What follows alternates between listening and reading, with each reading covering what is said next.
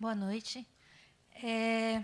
Bem, vou falar um pouquinho do meu sabático. Vou pegar o bonde com a apresentação anterior, não a da respiração, mas a do Ale Gomes, porque em 2008, eu tinha 32 anos, eu sou formada em administração de empresas eu acho que eu não faria administração de empresas se eu pudesse escolher assim novamente.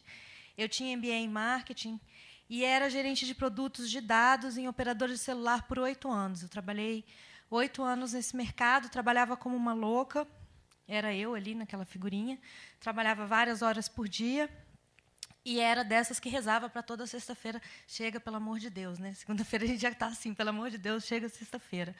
Até que eu dei um basta nisso e, na época, eu pedi demissão, eu estava muito infeliz, eu não sabia o que fazer, ao contrário dos exemplos que o Ale Gomes deu, eu não fazia a mínima ideia do que eu queria fazer. Eu só sabia que aquilo ali que eu estava fazendo, eu não queria mais fazer e não queria de jeito nenhum estar naquele lugar. E aí uma amiga minha falou, por que você não faz um sabático? Né? Eu, no final, consegui fazer um acordo, ser demitida, sair com uma grana legal. E eu falei, bem, sabático, então sabático é um tempo que você para parar, refletir, pensar, descansar, curtir, olhar as coisas com um olhar um pouco diferente, com uma outra dimensão. E, para mim, essa liberdade toda significava viajar. Eu olhei para o mundo e falei, bem, o que eu vou fazer? E aí eu comecei a planejar, em vez de a viagem, eu comecei a planejar a minha bagagem. Eu falei, eu quero uma mochila que, para qualquer lugar que eu vá, eu não preciso comprar absolutamente nada. E durante os 3 meses que eu fiquei ainda trabalhando, que foi o acordo que eu fiz para poder ser demitida, em vez de planejar a minha viagem, eu planejei que eu ia para a Europa, eu tinha um amigo que também estava indo para lá fazer um mestrado e ia fazer um primeiro destino comigo, eu tinha alguns destinos que eu queria fazer, e dali eu queria o só voo para qualquer lugar, e eu queria não ter que comprar absolutamente nada, e planejei essa viagem, a bagagem. Só que o primeiro lugar que eu fui foi a Europa. Só que eu cheguei lá sem mala. E essa é um pouco da cara de desespero que eu acho que eu fiz na hora. Mas a gente descobre que, para viajar, a gente basta existir. Né? Na verdade, essas são só algumas imagens da minha viagem, que foi incrível. A gente descobre roupa para quê. Tem até um pelado ali no primeiro destino que eu fui, que foi a Grécia. Né? A gente precisa de muito menos do que a gente acha que precisa, principalmente viajando. A gente acaba assim buscar a solução prática e barata. Para a viagem também, quer dizer, eu usei muito albergue, usei muito couchsurfing, abusei de muitos amigos que moravam fora. A gente começa a entender um pouco também os próprios limites e limitações que a gente tem, tanto financeiras, quanto pessoais, quanto de relacionamento. Porque eu tive momentos em que eu viajei com amigos, eu tive momentos em que eu encontrei a minha família, eu tive momentos em que eu me vi sozinha. E, em todos esses momentos, assim, mesmo tendo perdido a mala, eu tive momentos em que eu, no albergue, falei, desesperada, perdida a mala, chega o pessoal do albergue falando, olha, de vez em quando o pessoal larga aqui um shampoo, um condicionador. Então, assim, a gente descobre que a ajuda vem de vários lugares, basta a gente estar aberto a ela. Só que, em 2008, não sei se vocês se lembram, tinha crise financeira, e isso foi um pouco que me fez voltar para o Brasil. Começou a ficar frio, eu não sou muito de frio, e, com isso, eu voltei para o Brasil. E o segundo destino que eu fui foi para o Nordeste. Quer dizer, eu fui primeiro para a Europa. A Europa é um turismo muito gostoso, mas é um turismo também que demanda da gente... Né, a gente cansa. Quem volta da Europa sabe que, se você realmente quer conhecer as coisas, você passeia o dia inteiro.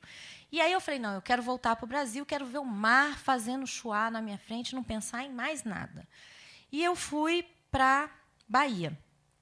Eu fui para a Bahia e para o Nordeste com alguns amigos e comecei a viajar por lá. E, quando eu cheguei em Barra Grande, que é uma cidade que eu gosto muito na Bahia, eu falei, eu não vou sair daqui. E por lá eu fiquei 3 meses. Meus pais achavam que eu ia virar hippie, vender pulseirinha na praia. Está ali minha mãe rindo, que não me deixa mentir. Queriam lá, o que você vai ficar fazendo aí? Eu falei, não, mãe, fica tranquila, eu só preciso relaxar. E eu acho que o aprendizado que eu tirei dessa época na Bahia foi que, assim, a gente realmente precisa, de vez em quando, relaxar. Né? Olhar, assim, o meu programa favorito, acho que era meditar, como disse o Pedro, cadê o Pedro? Porque eu adorava ver pôr do sol. Era o que eu fazia. Entendeu? Acordava de manhã, passeava na praia e tal, mas a curtição mesmo, pelas fotos que vocês veem, foi o pôr do sol. E acreditar nos sonhos também. Mas eu acho que o mais importante de tudo é que sonhos eram esses, né? Eu continuava confusa. E aí eu voltei para Brasília de novo, falando, bem, fiquei 3 meses na Europa, passei, tá, foi legal. Passei 3 meses na Bahia, relaxei, curti, ok. E agora? O que eu vou fazer? E aí um amigo meu me apresentou essa citação, que é, quando a gente está na dúvida, aproveite a pergunta. Né? E para mim foi uma coisa que me deu um estalo. E eu comecei a ficar um pouco mais em Brasília, tendo uma vida um pouco devagar e começando a pesquisar possibilidades. E fiz algumas viagens curtas. Nelas, eu comecei a buscar... Uai, para mim está dando que eu não estou conseguindo ler.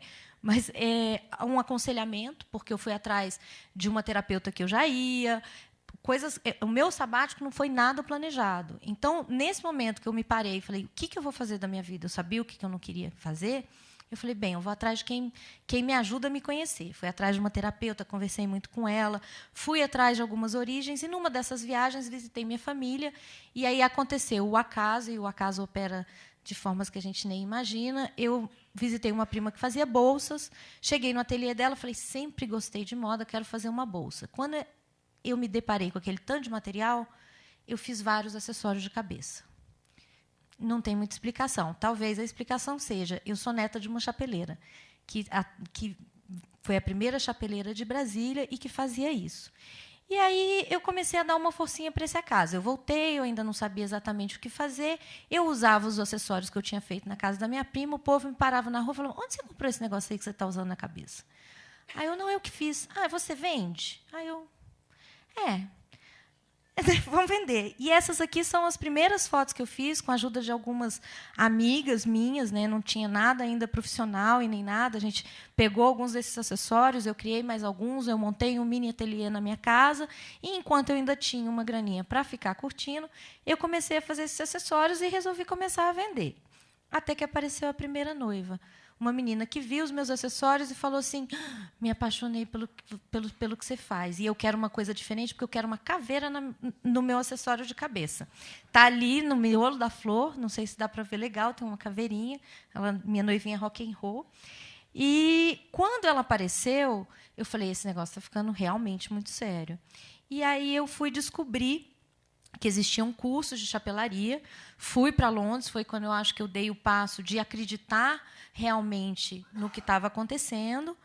E, desde então, eu comecei a explorar esse novo caminho. Aí é uma mistura, é legal que também o gancho com a primeira palestra, essa foto ali em cima é do meu ateliê em casa.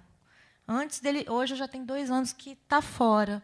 Mas tem ali, tá vendo, umas caixas, uns chapéus e tal, as primeiras matérias, aqui eu fazendo as primeiras fotos. Então, assim, ali comemorando com alguns familiares, que a gente tem que comemorar, amigos e familiares, cada etapa, os primeiros desfiles e tal. E, mesmo assim, eu ainda era meio estressada. E eu considero o destino final, que foi do meu sabático, porque, mesmo eu estando trabalhando, eu ainda estava vivendo boa parte com a grana, né? E a raspa do tacho foi essa última viagem, que foi o rumo ao autoconhecimento. Quer dizer, eu acho que a gente tem que ir, sim, atrás de paixões, mas muita gente não sabe qual é a paixão.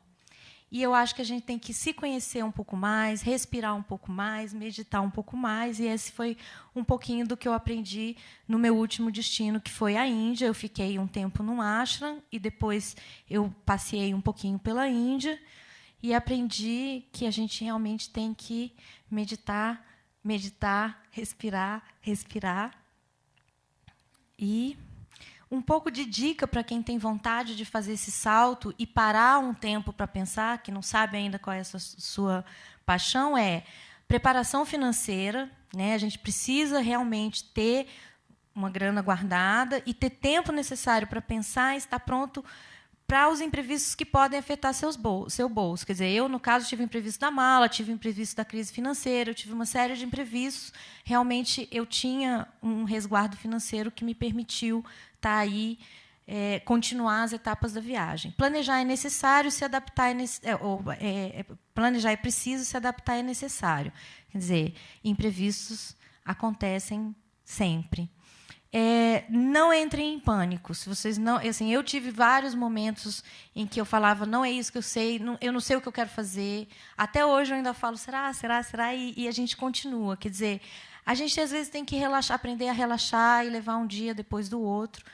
Buscar um acompanhamento e um aconselhamento, seja terapêutico, seja espiritual, seja um coaching, para quem quer fazer uma virada, eu acho que é muito recomendável e muito interessante. Eu tive isso num momento e achei que foi muito importante para mim. E eu acho que não existem cliques. Para quem não sabe o que fazer, essa coisa assim, então você, quando fez esse acessório, sabia que você ia fazer isso? Né? Não, eu não sabia. Durante muito tempo eu não soube. Eu, às vezes, ainda me pergunto. Eu acho que na vida a gente pode fazer muitas coisas e ter várias viradas e ter várias paixões. Mas eu acho que acreditar que existem oportunidades, investir naquilo que vai aparecendo e ir fazendo as coisas com paixão, isso eu acho que vale a pena. Essas são as minhas dicas. É isso.